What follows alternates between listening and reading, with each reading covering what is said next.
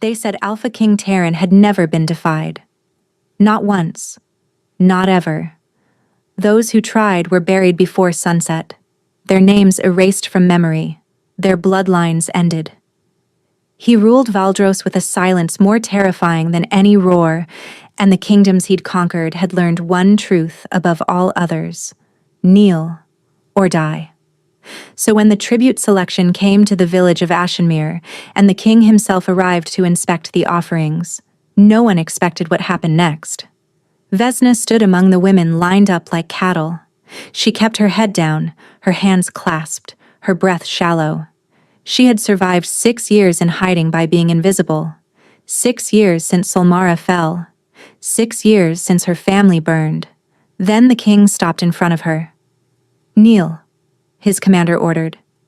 Every woman around her dropped instantly, but Vesna's body refused. Some ancient defiance, some buried pride, some death wish she didn't know she carried rose up through her spine and locked her knees in place. She lifted her eyes and met his gaze. The crowd gasped.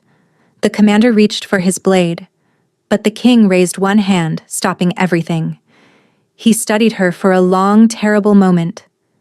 Then, with a voice like winter wind, he said, "I'll take this one."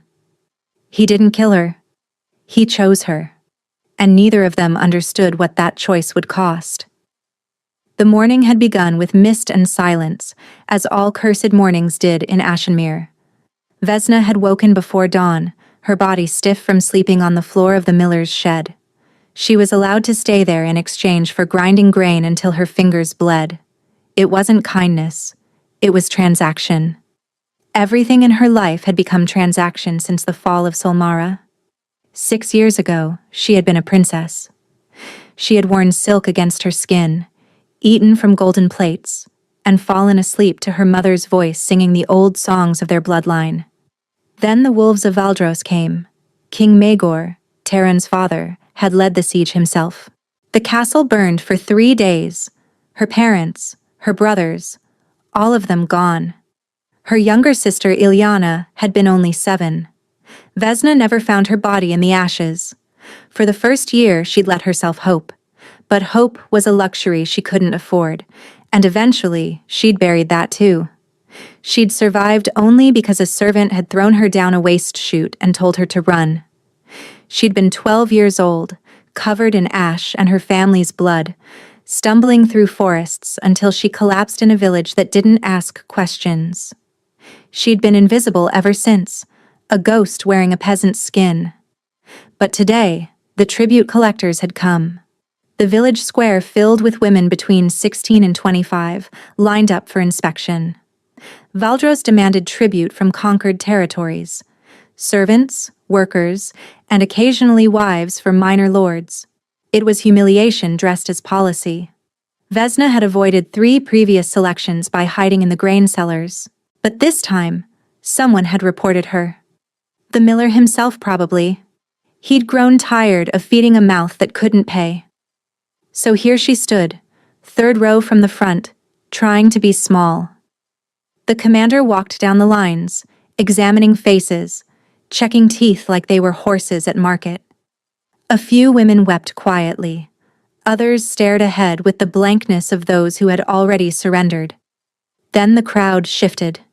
A ripple of terror moved through the square, starting at the edges and rushing inward.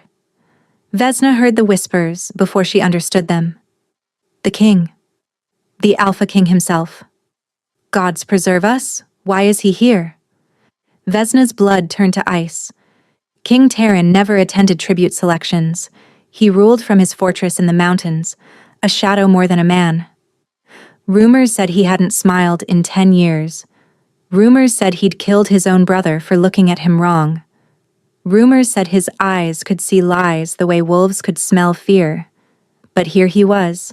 He walked through the crowd, and the crowd parted like water before a blade. Vesna kept her head down, but she could feel him approaching. His presence was a weight, a pressure, a storm rolling closer. The commander barked orders. The women knelt row by row, foreheads pressed to dirt. Vesna's row, her turn. She heard the word clearly. Kneel. Her body didn't move. It wasn't courage. It wasn't defiance. It was something older.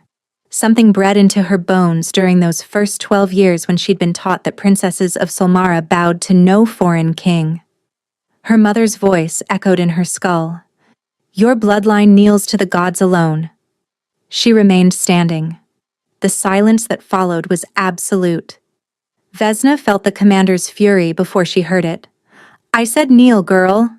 His hand gripped her shoulder, forcing her down, and then, without thought, without permission, she did the one thing no one in Valdros had done in a decade. She looked the Alpha King directly in the eyes. His face was carved from shadow and severity. Sharp cheekbones, a jaw like quarried stone, and eyes the color of molten ore. But it wasn't his beauty that stole her breath. It was the surprise she saw flicker there. Just for a moment. Just long enough to be real. He hadn't expected this. Your name, he said. Not a question. A command. Vesna's throat closed. She couldn't give her real name. Couldn't reveal the bloodline that would get her executed on the spot. So she gave the name she'd been using for 6 years. Vesna. Just Vesna. Just Vesna. He repeated, tasting the words. And you refuse to kneel? I cannot, Your Majesty. A murmur ran through the crowd. The commander's hand went to his sword, but the king raised one finger and all movement stopped. He studied her for a long moment. His gaze moved over her face, her posture, her clenched fists. She could see him calculating, weighing, deciding. Then he spoke, and his voice carried across the square like a death sentence. I'll take this one. The commander sputtered. Your Majesty, she defied a direct order. The law demands... The law, Taryn said quietly, is whatever I decide it to be. He turned and walked away without another word. 2 guards seized Vesna's arms and dragged her toward a carriage she hadn't noticed before. Black wood, black horses, black curtains. A cage disguised as transport. The last thing she saw before the door closed was the miller's face in the crowd, pale with shock. She had wanted to be invisible. Now she belonged to the one man who saw everything. The carriage moved for hours through mountain passes and frozen valleys.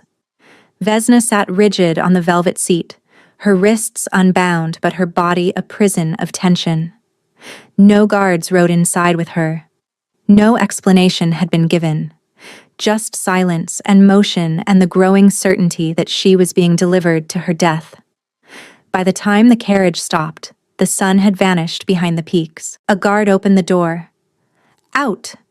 Vesna stepped into cold air and looked up at the fortress of Valdros.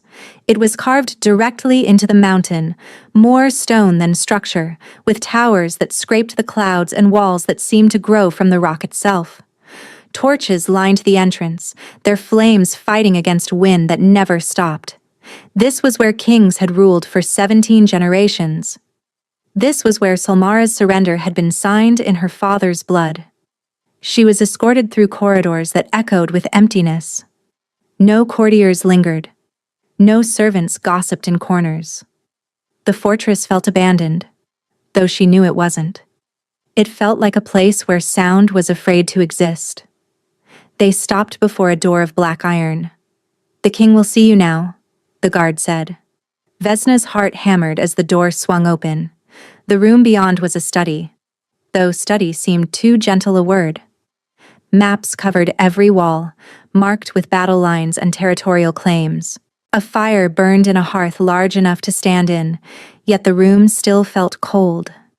And standing before the flames, his back to her, was the Alpha King. He didn't turn as she entered. Close the door, he said. She heard it shut behind her. They were alone. For a long moment, Taryn said nothing. Vesna watched the firelight flicker across his shoulders, watched his hands clasped behind his back. His fingers were trembling. Just slightly. Just enough to notice. When he finally turned, his expression was unreadable. You didn't kneel? He said. In 10 years, no one has refused to kneel in my presence. Nobles, warriors, kings of conquered lands, all of them fold. But you, a peasant from a nothing village, stood before me like you had every right. Vesna forced her voice steady. I meant no disrespect, Your Majesty. Didn't you? A ghost of something crossed his face. Amusement, perhaps, or curiosity. Tell me why. I cannot kneel to foreign kings, she said before she could stop herself. It was how I was raised. The words hung between them. She saw his eyes narrow, saw him filing that information away. Interesting, he said quietly. And where exactly were you raised to hold such convictions? A small village, Your Majesty. You wouldn't know it. I know every village in my territories. Then perhaps my parents were simply stubborn. His mouth twitched, almost a smile, but not quite. I have a proposition for you. Vesna went still. Taryn walked to his desk and picked up a document covered in official seals. You will become my wife. The floor seemed to tilt beneath her feet. Your Majesty, she managed. I don't understand. It's quite simple, he said, his tone flat. I need a queen. The council has been demanding one for years. Marriage alliances bore me, and noble women bore me more. You, at least, are interesting. You want to marry me because I refuse to kneel? I want to marry you because you looked me in the eye, he corrected. Everyone else looks away. Everyone else trembles. You looked at me like I was just a man. He paused. I found it refreshing. Vesna's mind raced. This was insane. He was insane. She was a fugitive princess hiding in plain sight, and he wanted to make her queen. What would this marriage entail? She asked carefully. Appearances, he said. Public functions, formal dinners, the occasional ceremony. Beyond that, nothing. You'll have your own chambers, your own servants, and your own life. I have no interest in a true marriage. I have no interest in love. His voice hardened on that word. I require a queen in name, nothing more. She should refuse. Every instinct screamed danger, but another part of her mind was calculating. As queen, she would be untouchable, protected, hidden in the last place anyone would look for a Solmoran princess. And if I say no, she asked, then you'll be returned to your village and will pretend this conversation never happened. Vesna studied him. His face revealed nothing, but his hands were still trembling. And now she noticed other things. The faint shadows under his eyes, the tension in his jaw, the way he stood slightly turned, as if ready to flee his own skin. Something was wrong with him, something he was hiding. I accept, she said. Taryn blinked. For just a moment, he looked genuinely surprised. You don't want to negotiate? Demand conditions? Would you grant them? No. Then why waste words? She lifted her chin. I'll be your queen in name, Your Majesty. I'll play my part. But I have one question. He waited. Why me? Truly. You could have any noble woman in Valdros. Women with lands, armies, alliances. Why choose a peasant who embarrassed you in public? Taryn was silent for a long moment. Then he walked toward her, stopping close enough that she could feel the cold radiating from his body. It was unnatural, that cold. Wrong, somehow. Because I looked at you, he said quietly, and for the first time in 10 years, I felt something other than nothing. Before she could respond, he stepped back. The wedding will be in 3 days. Servants will attend to you. Do not wander the fortress alone. There are parts of this place that are not safe. He pulled open the door, dismissing her. Vesna walked out on unsteady legs, her mind spinning. She was going to be queen of the kingdom that had destroyed her family, and the king who had conquered everything felt nothing at all. Except, perhaps, when he looked at her. Vesna stood in the center of the room, turning slowly, taking in the canopied bed, the roaring fireplace, the windows overlooking a frozen courtyard.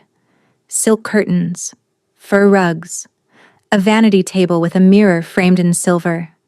She was afraid to touch anything. A knock came at the door, and 3 women entered without waiting for permission. They wore simple gray dresses, their hair braided identically, their expressions carefully blank. "We are your attendants, Your Grace," the eldest said. "I am Mirin. These are Katya and Brielle. We are here to prepare you for the wedding." "Your Grace." The title landed strangely on Vesna's ears. She'd been called girl, orphan, burden. Never Grace. "Thank you," she said. "I don't require much." Mirin's expression flickered, almost like surprise. "You are to be queen, Your Grace. You require everything." They bathed her in rose-scented water. They brushed her hair until it gleamed like dark copper. They dressed her in a nightgown softer than anything she'd ever worn. And when they finally left, Vesna sat by the fire and waited for sleep that wouldn't come. The wedding was in 3 days.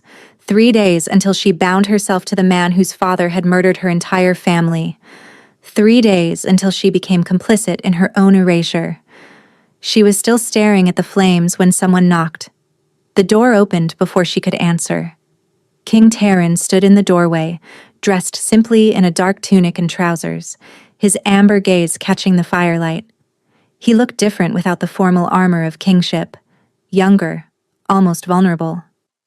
"May I enter?" he asked. Vesna rose quickly. "It's your castle, Your Majesty." "It's your chamber," he countered. "A queen has domains, even a king cannot enter without permission." She blinked at that. "Then yes, you may enter." He stepped inside and closed the door behind him. For a moment he simply stood there, as if uncertain why he'd come. "I couldn't sleep," he admitted finally. "I thought perhaps you couldn't either." "You thought correctly." They stood in silence, the fire crackling between them. Vesna noticed again how he positioned himself, always slightly turned, always ready to retreat, like a wounded animal expecting attack. "You said there are parts of this fortress that aren't safe," she said carefully. "What did you mean?" Terran's jaw tightened. "Exactly what I said." "That's not an answer." "It's the only one you'll get." She should have let it go, should have remained invisible and compliant. But something about his evasion sparked the same defiance that had kept her standing in that village square. "If I'm to be your queen," she said, "even in name only, I deserve to know what I'm walking into. What are you hiding?" His eyes flashed. For a heartbeat, they weren't gold. They were something else, something wild and burning. Then it was gone, controlled so quickly she wondered if she'd imagined it.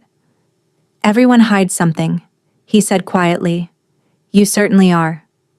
Vesna's blood went cold. "Don't worry," Terran continued, his voice almost gentle. "I have no interest in your secrets. We all have pasts we'd rather bury. The question is whether we can build something on top of the graves." He walked to the window, staring out at the frozen courtyard below. "My father was a cruel man," he said, his voice dropping. "He built this kingdom on blood and kept it standing on fear. When he died, I swore I would be different. I swore I would rule with justice. And have you?" "I've tried." His hands clenched at his sides. "But there are things inside me that resist, things I cannot always control." "What things?" He turned to face her, and this time she saw it clearly. The tremor in his hands, the slight elongation of his nails, the way his pupils seemed wrong, too sharp, too animal. "Do you know why no one defies me and lives?" he asked. "It's not because I choose to kill them. It's because when my anger rises, when my emotions break free, I become something that cannot stop killing." Vesna's breath caught. "My bloodline carries a curse," Terran said. "A punishment, perhaps, for the sins of my ancestors. The stronger my emotions, the faster I transform. If I lose control completely, I will become a beast beyond reason. A monster that destroys everything it touches." He met her eyes. "That is why I feel nothing. Why I allow myself nothing. Because the alternative is carnage." The fire crackled. The silence stretched. "Why are you telling me this?" Vesna whispered. Taryn's expression shifted. Something raw passed across his face. "Because when you looked at me today, when you stood there and refused to kneel, I felt something I haven't felt in years." He paused. "And I need you to understand why that terrifies me." He moved toward the door, then stopped. "Then, the wedding will proceed," he said. "But I want you to know what you're binding yourself to.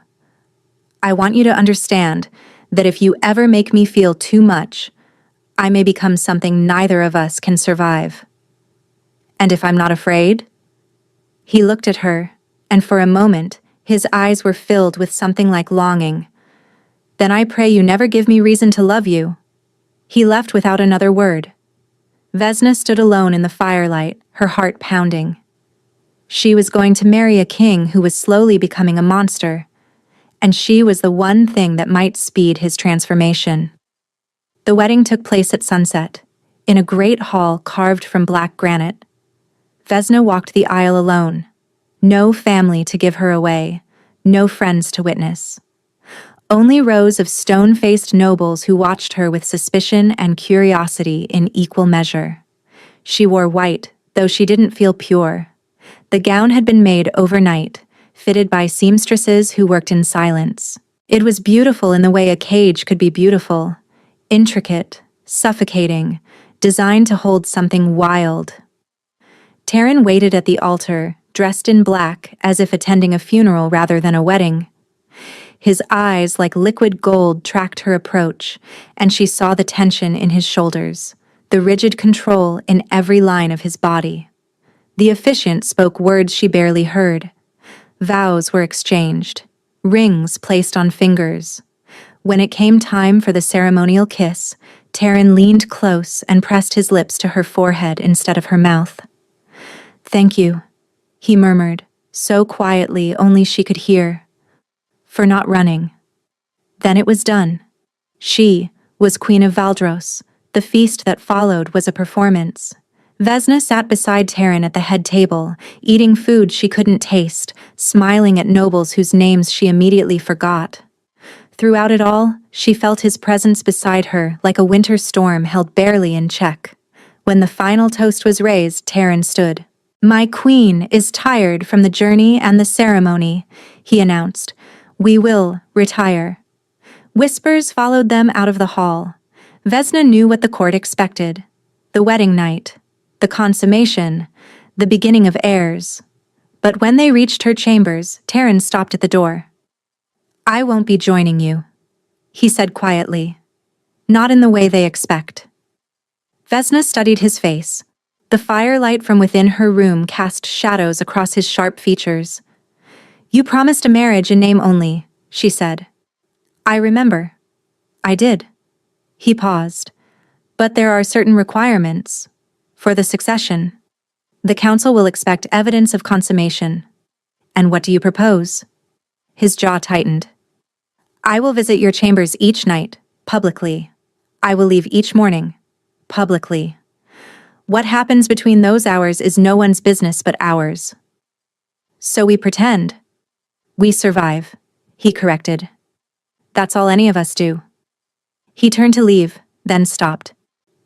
"Sleep well, my queen." The door closed behind him and Vesna was alone.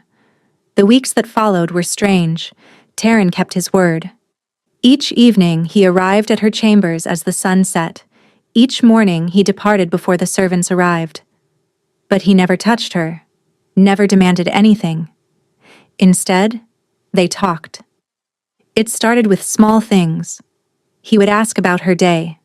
She would ask about his meetings with the council. They discussed weather, books, and the peculiarities of court politics. But gradually, the conversations deepened. "My mother used to sing to me," Vesna said one night, surprising herself. They sat by the fire, a chessboard between them that neither had touched in an hour. Old songs, from her homeland. I've forgotten most of the words now. Taryn was quiet for a moment. "My mother died when I was 7. I barely remember her voice at all. I'm sorry." "Don't be. It was a long time ago." He moved a chess piece absently. My father never spoke of her after. It was as if she'd never existed. That's cruel. That was my father. His voice hardened. Everything was strategy to him, even grief. Vesna watched him carefully. She'd begun to notice patterns. The way his hands trembled more on certain days. The way his eyes flickered gold to something darker when his emotions stirred. The way he always sat near the fire but never seemed warm enough. Your hands, she said gently. They shake more when you're upset. Taryn went still. I've been watching, she continued. It happens when you talk about your father, when the council pressures you, when you're frustrated. She paused. Does that mean the curse is close to the surface? For a long moment he said nothing. Then slowly he nodded. The beast lives inside me always, he said quietly.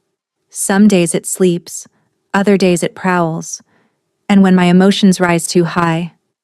He held up his trembling hand. This is the warning, the sign that I'm losing grip. What helps? He looked at her with something like wonder. No one has ever asked me that. I'm asking now. His throat worked as he swallowed. Cold. Silence. Emptiness. Anything that dulls feeling. Vesna rose from her chair and walked to him. Before he could protest, she took his trembling hand in both of hers. His skin was ice. You're freezing, she whispered. Always, he said. The cold keeps the beast dormant. If I warm too much, feel too much, then you transform. Yes, she should have released him, should have stepped back, maintained distance, protected herself. But instead, she held his hand tighter and began to rub warmth into his frozen fingers. Taryn made a sound, half gasp, half groan. His eyes fluttered closed. What are you doing? He managed. Helping, she said simply. You shouldn't. Then tell me to stop. He didn't. They stayed like that for a long time, her warm hands wrapped around his cold ones, the fire crackling beside them. When Vesna finally looked up, she saw something in his expression she hadn't seen before. Fear, longing, hope, and beneath it all, the first flicker of something dangerous. Months passed. Vesna learned the rhythms of the fortress, the politics of the court, and the 1,000 small rituals of being queen. She smiled at nobles, attended council meetings, and played the role Tehran needed her to play. But at night, when the performance ended and they were alone, she learned him. She learned that he loved poetry, but hid the books under maps so no one would know. She learned that he visited the kitchens at midnight to eat pastries he'd been forbidden as a child. She learned that he had a brother once, who died in circumstances no one would explain. And she learned that she was falling in love with him. It happened slowly, then all at once. The way he listened when she spoke, as if her words mattered. The way he asked her opinion on matters of state, and actually considered her answers. The way he looked at her when he thought she wasn't watching, like she was the first sunrise after an endless winter. One evening, he arrived at her chambers looking particularly exhausted. His hands shook badly. His eyes kept flickering. Difficult day? She asked.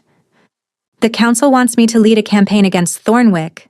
They've refused tribute for the 3rd year. He sank into the chair by the fire. I told them no. Why?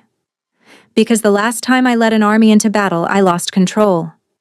His voice dropped. I killed enemies, yes, but I also killed my own men. I couldn't distinguish friend from foe. I was just rage. He looked at his trembling hands. 17 soldiers died by my claws that day. Good men. Loyal men. Vesna moved to him. She knelt before his chair and took his hands again, warming them as she'd done 100 times before. That wasn't you, she said firmly. That was the curse.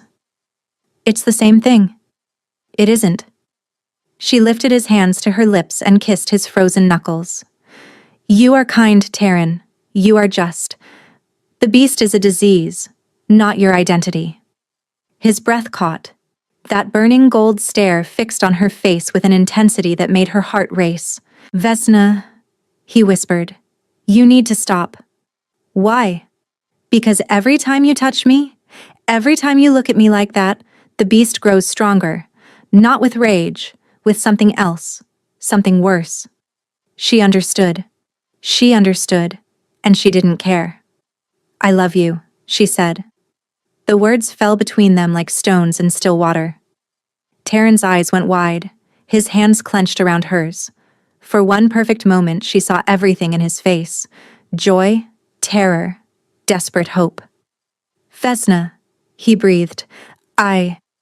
He stopped. His body went rigid. "Taryn?" His hands tore from hers as he doubled over, clutching his chest.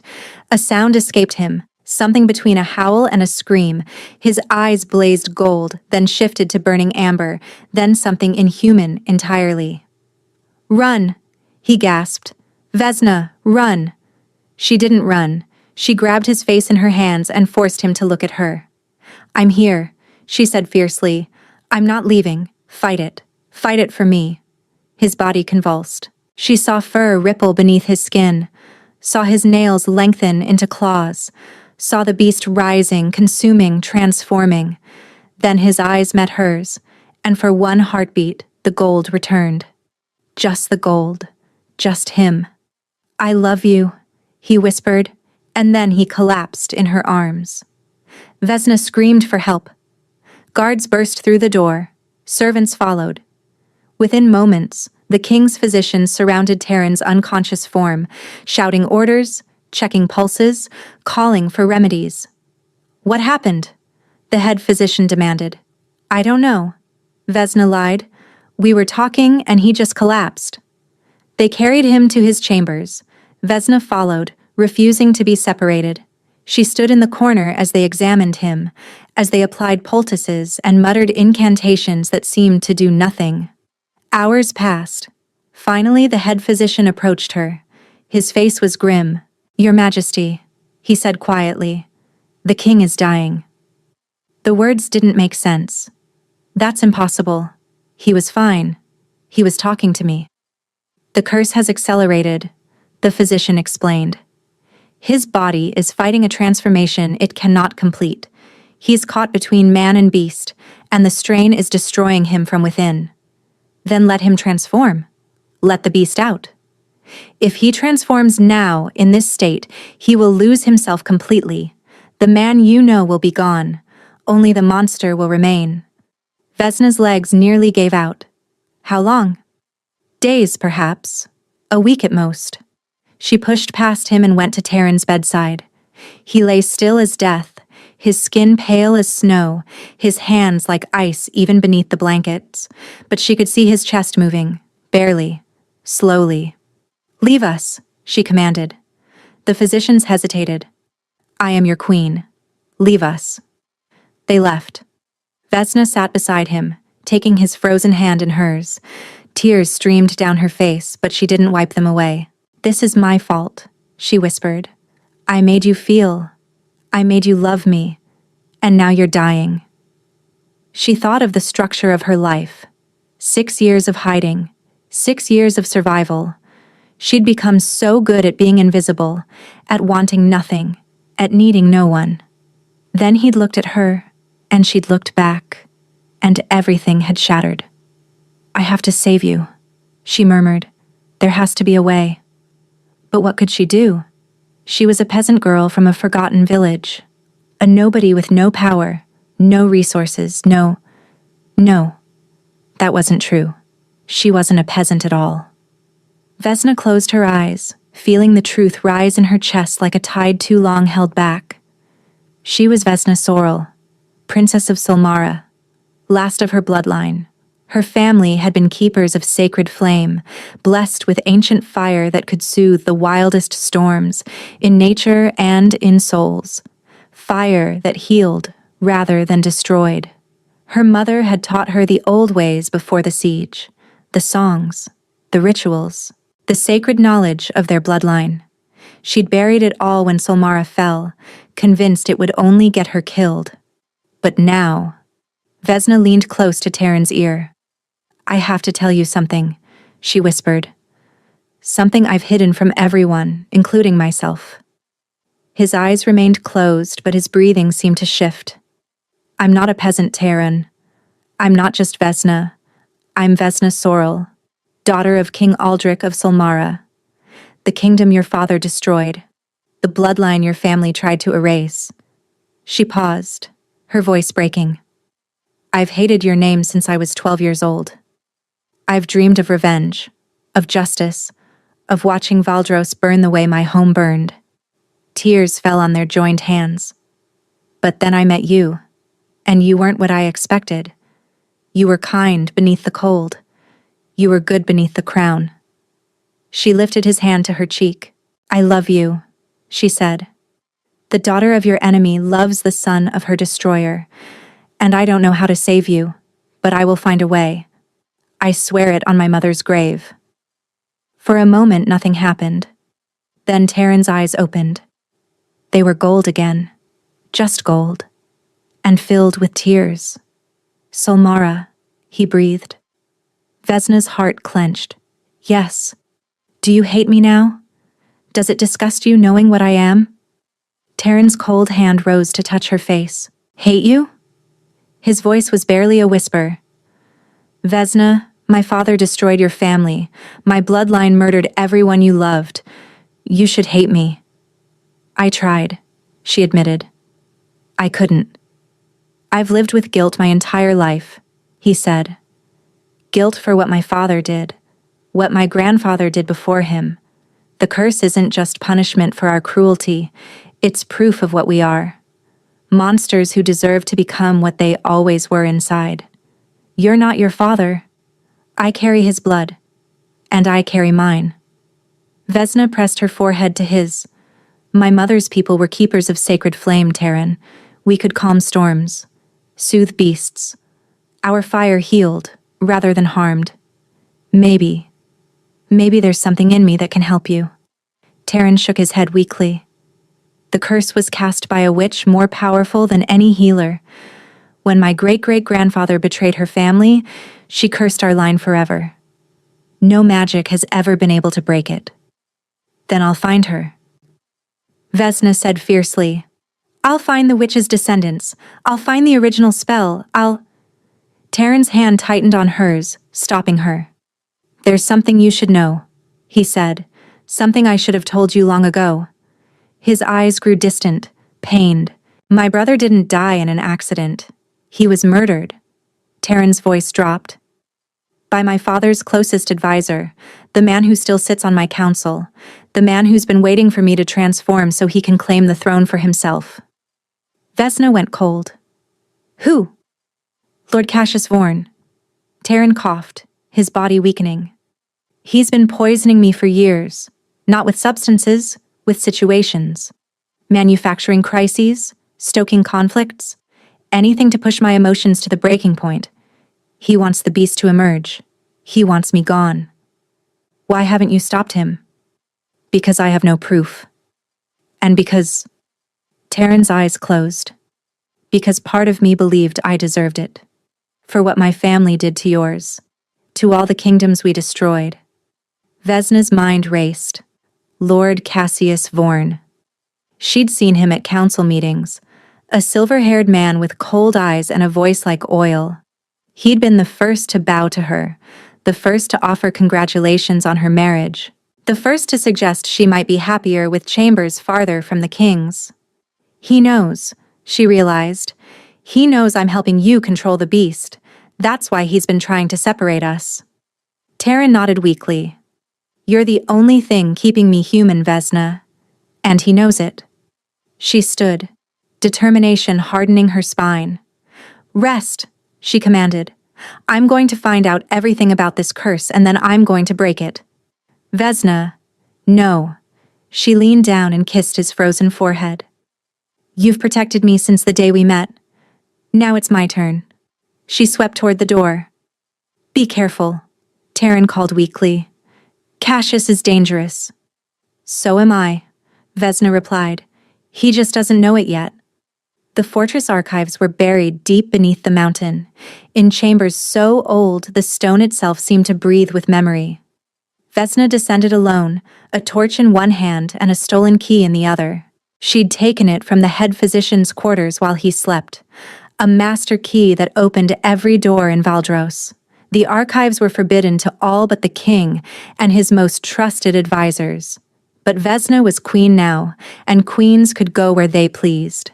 The chamber was vast, filled with shelves that stretched into darkness and scrolls that crumbled at a touch.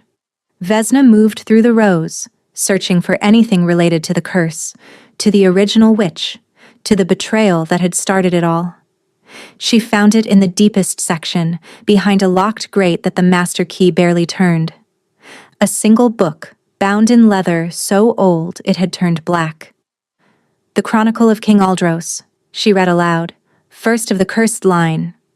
She opened it with trembling hands.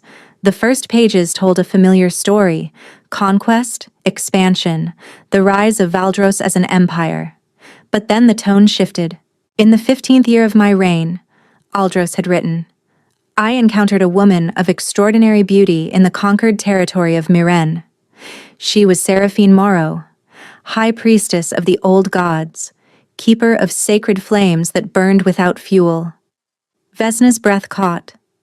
Miren had been an ally of Solmara. She'd heard stories of its priestesses as a child. "I desired her," Aldros continued. "She refused me. No woman had ever refused me. In my rage, I ordered her temple burned, her sisters executed, her sacred flames extinguished." The handwriting grew more erratic on the next page. "She cursed me with her dying breath, cursed my bloodline to carry the beast within, the rage that destroys all love. You wanted fire," she said. "Now you will burn from within, forever cold, because your heart will never warm again." Vesna turned pages faster, searching for anything about breaking the curse. Then she found it. "The witch spoke once more before death claimed her," Aldros had recorded. "Only the flame you extinguished can thaw the ice you've become. When the last ember rises from ash, only then will the curse lift." The last ember rises from ash. Vesna stared at the words, her mind racing. The sacred flames of Miren had been extinguished. The priestesses had been killed. The temple had been destroyed. But Miren had been an ally of Solmara, and Solmaran princesses were trained in the old rites, Vesna whispered. Her mother had taught her. Not just songs and healing, but the ancient ceremonies, the sacred flames that Solmaran queens had tended since the time before memory. The same flames that Miren's priestesses had kept. "The flame you extinguished," she murmured, the last ember rising from ash. Her hands began to shake. She was the last of Solmara, the last ember of a kingdom that had been reduced to ash. The cure wasn't just inside her. She was the cure. How touching. Vesna spun around. Lord Cassius Vorn stood in the archive entrance, a blade gleaming in his hand. "The Queen, playing detective," he said smoothly. "I wondered when you'd figure it out." Vesna backed away, clutching the chronicle to her chest. You knew about the cure." "Of course I knew." Cassius stepped closer, his cold eyes fixed on her face. "I've known for years. Why do you think I advised Maegor to destroy Solmara? Why do you think I made sure every member of the royal family was hunted down and killed?" Horror washed over her. It wasn't just conquest. It was prevention. "Precisely." Cassius smiled, and there was nothing human in it. "The Sorel bloodline was the only thing that could break our curse. As long as they lived, there was hope. So I made sure hope died with them. You murdered my family. I protected my kingdom." He raised the blade. "The curse has served Valdros well.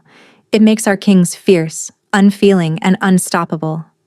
Terran was supposed to transform years ago, become the perfect weapon under my guidance. But then, you appeared. And I ruined everything. You delayed the inevitable." Cassius lunged. Vesna dodged, throwing the torch at him and running for the door. But he was faster, older, trained. His hand caught her arm, wrenching her backward. "I watched you for months," he hissed. "Watched you calm him, soothe him, make him feel. You undid years of my work in a single season. Because I love him." Love. Cassius spat the word. Love is weakness. Taryn's father understood that. His grandfather, too. They embraced the beast. They let it rule. And they were monsters. They were kings. He pressed the blade to her throat. "You're going to disappear, little queen. A tragic accident in the archives. The king will grieve. His emotions will overwhelm him. And the beast will finally emerge. And I will be there to guide it." Vesna's mind raced. She couldn't fight him. Couldn't escape. But maybe. "You're wrong about one thing," she said. "Oh? I'm not just a queen." She met his eyes without flinching. "I'm Vesna Sorrel, Princess of Solmara. And my bloodline doesn't just soothe beasts." She reached for the fire inside her, the ancient flame her mother had kindled in her heart. The sacred gift of her ancestors that she'd buried so deep she'd almost forgotten it existed. And she let it rise. Light exploded from her hands. Cassius screamed, stumbling backward, his blade clattering to the floor. Vesna didn't wait. She grabbed the chronicle and ran, flames licking at her fingertips, illuminating her path through the darkness. Behind her, she heard Cassius shouting for guards. But she was faster now. Faster than she'd ever been. Because she knew the truth. She was the last ember. And she was about to rise. Vesna burst through the doors of Taryn's chambers, flames still dancing at her fingertips. The physicians stumbled backward in terror. The guards drew their swords. But Vesna didn't stop. She ran to Taryn's bedside, where he lay pale and still, ice crystals forming on his skin. "Everyone out," she commanded. No one moved. "I am your queen, and I am ordering you to leave, now." The head physician stepped forward. "Your Majesty, whatever you're planning, we'll either save him or kill us both." Vesna's voice cracked. "But he's dying anyway. So unless you have a better solution, get out of my way." They left. The door closed. Vesna knelt beside the bed, taking Taryn's frozen hands in her burning ones. Steam rose where fire met ice. "Taryn," she whispered, "I need you to hear me. I know how to break the curse." His eyes fluttered open. The gold was fading, replaced by something darker. Something feral. "Vesna." His voice was barely human. "You need to run. I can feel it coming. The beast—" "I'm not running."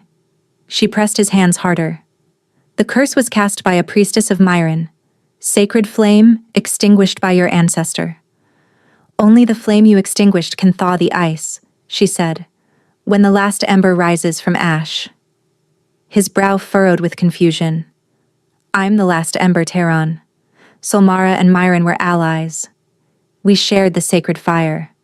My mother kindled it in me before she died." Tears streamed down her face. "I buried it because I thought it would get me killed. But it was always there, waiting." "Vesna, I love you," she said fiercely, "and I'm going to save you. But I need you to trust me. Can you do that?" For a long moment, he said nothing. Then, slowly, he nodded. Vesna closed her eyes and reached deep inside herself. She thought of her mother's voice, singing the old songs. She thought of her father's hands, warm and steady as he taught her to ride. She thought of her brother's laughter, her baby sister's first smile, the castle that had been her home. All of it gone, all of it ash. But ash could hold embers, and embers could become flame. The fire rose in her chest, spreading through her veins, filling her with light and heat, and something ancient beyond words. When she opened her eyes, her hands were blazing with golden fire, not destructive, not burning, but warm, healing, sacred. She placed her hands on Taryn's chest, directly over his frozen heart. He screamed. The sound tore through her, but she didn't pull away. She felt the ice beneath her palms, thick and ancient and cruel. She felt the beast thrashing inside him, desperate to emerge. She felt centuries of curse, generations of cold, all the accumulated hatred and punishment that had been passed down through his blood. And she burned through it all. "I forgive you," she whispered. "Not for what you did. You've done nothing wrong. I forgive your bloodline. I forgive the sins of your fathers. I release the debt they owed." The fire blazed brighter. "You are not your ancestors, Taryn. You are not the monster they became.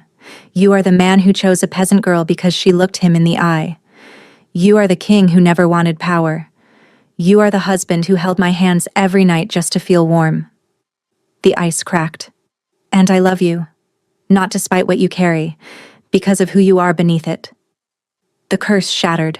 Light exploded from Taryn's chest, golden and white, filling the room, blazing through the windows, visible from every tower of the fortress. The beast howled, not in triumph, but in defeat, and then dissolved into nothing. When the light faded, Taryn lay still. Vesna's hands trembled as she touched his face. "Taryn, please, please wake up." For an endless, terrible moment, nothing happened. Then his eyes opened. Gold. Pure gold. No darkness, no flicker, no beast lurking beneath. "Vesna," he breathed. She collapsed against him, sobbing. His arms came around her, and for the first time they were warm. His skin, his hands, his chest. Warm like a living man. Warm like summer. "You're alive," she wept. "You're alive. You're alive. You saved me." His voice cracked with wonder. "You actually saved me." He pulled back to look at her, his warm hands framing her tear-streaked face. "I love you," he said. "I don't know if I ever said it properly. When I wasn't dying. When I wasn't afraid." His thumb brushed away her tears. "I love you, Vesna Sorel, Princess of Solmara, last ember of a sacred flame, the woman who defied me and saved me in the same breath." She laughed through her tears. "I love you too, even though your family destroyed mine. We'll rebuild it," he promised. "Together. Everything that was lost. We'll make it new." The door burst open.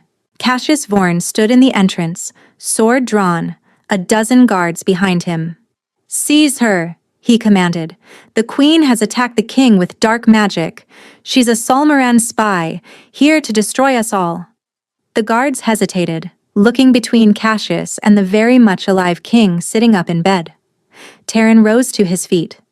No trembling, no weakness. He stood tall and strong, and when he spoke, his voice carried the full weight of his authority. "Lord Cassius Vorn," he said calmly, "you are under arrest for treason, conspiracy, and the murder of my brother." Cassius's face went white. "You have no proof. I have the queen's testimony. I have the chronicle from the archives, which she recovered before you tried to kill her." Taryn's eyes blazed with that pure gold light. "And I have 10 years of watching you manipulate everyone around me while I was too cursed to stop you." He stepped toward Cassius, and the guards parted to let him pass. "You wanted the beast," Taryn said quietly. "You spent years trying to unleash it. But you forgot something, Cassius. Even without the curse, I am still the Alpha King, and you just threatened my mate." Cassius lunged with his sword. Taryn caught the blade in his bare hand. No blood, no wound. Just strength that shouldn't have been possible, power that radiated from him like heat from a forge. "The curse was a punishment," Taryn said, wrenching the sword away and tossing it aside. "But it was also a cage, keeping me weak, keeping me controlled. You used that. You kept me broken because a broken king was easier to manipulate." He grabbed Cassius by the throat and lifted him off his feet. "I'm not broken anymore." Guards rushed forward to take Cassius into custody.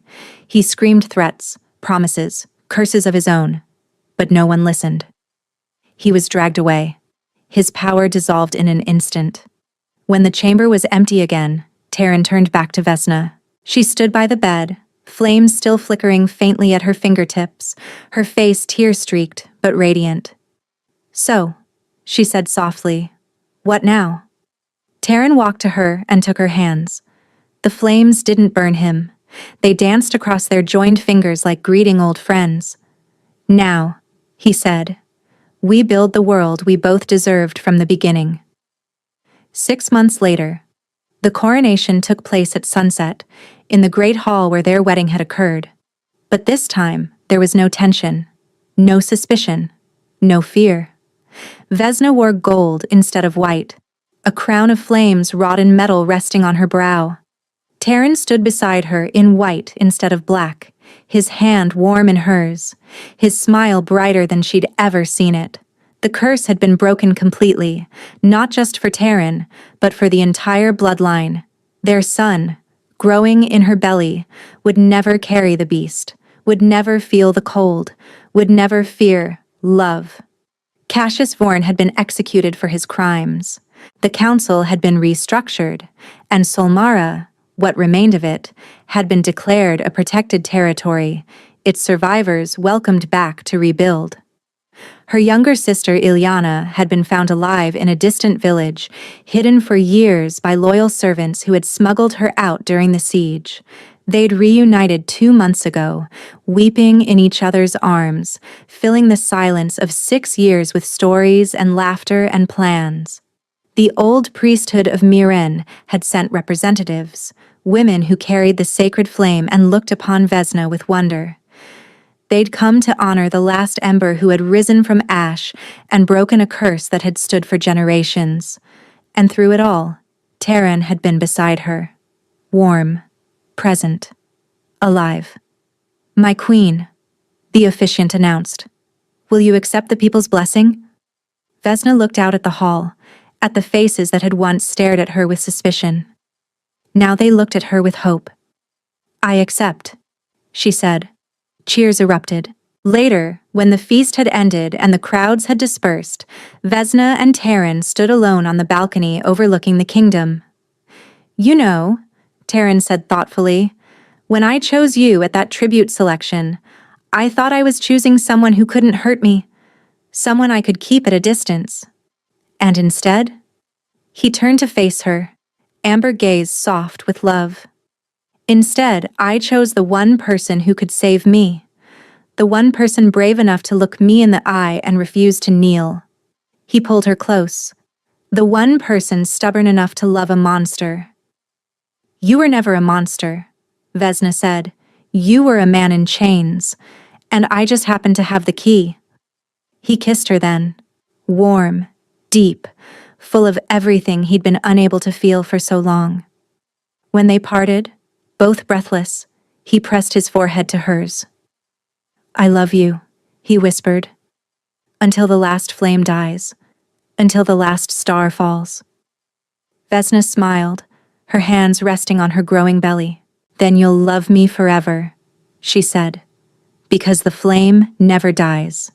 It just passes on." They stood together in the moonlight, 2 people who had hidden their whole lives, she from persecution, he from feeling, now completely seen, completely known, completely free. The kingdom stretched out before them, full of possibility. And for the first time in either of their lives, the future felt warm. Thank you for listening to this story. If you enjoyed it, please like and subscribe for more. Let me know in the comments what you thought. I read every single one, and they mean more than you know.